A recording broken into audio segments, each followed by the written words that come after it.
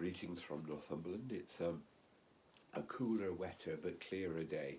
We can see the sea for the first time in days from our house, and we wake as we wake every morning to look at the news and to see what's happening.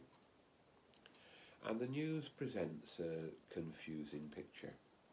Of course, there was the news yesterday of the memorial service for Prince Philip, and it was good to see the Queen able to be there and be part of that service.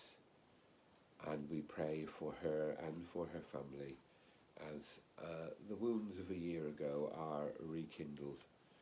And we pray for all families who suffered losses during this last year and this last 2 years of COVID as they continue to remember.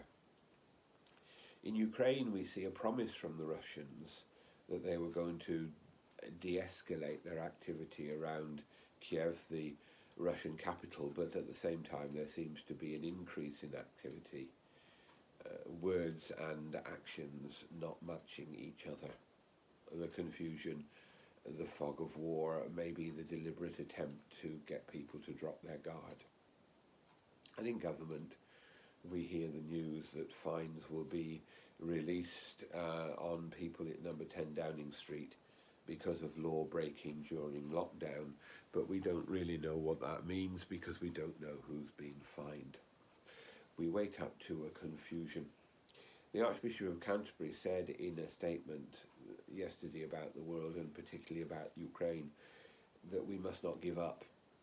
We must not give up praying, we must not give up reaching out, we must not give up on opening our hearts in welcome to the people who come from that conflict. And that is very true, and that's also very difficult, more than 30 days into the conflict, to keep those needs before us. But also in our own lives, when we face the confusions of life, the ups and downs of life, it's very difficult to keep going. Jesus told the parable of the woman who kept complaining to the judge until she gave justice, and he said, you should never give up, you should never lose hope. But alongside that, we have the promise of God's care continuing.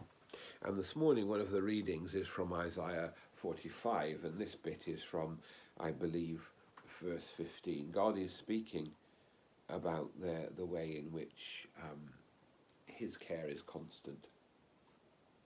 And then it says, and for Zion you can say the people, the country. For Zion is saying, the Lord has abandoned me.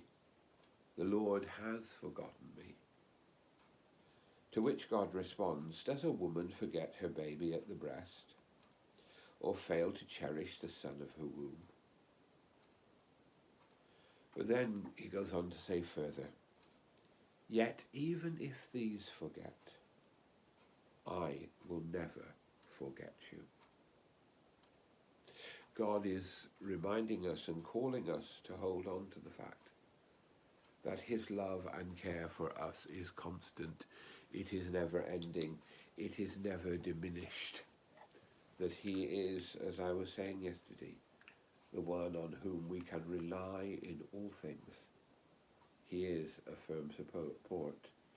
He is healing. He is peace.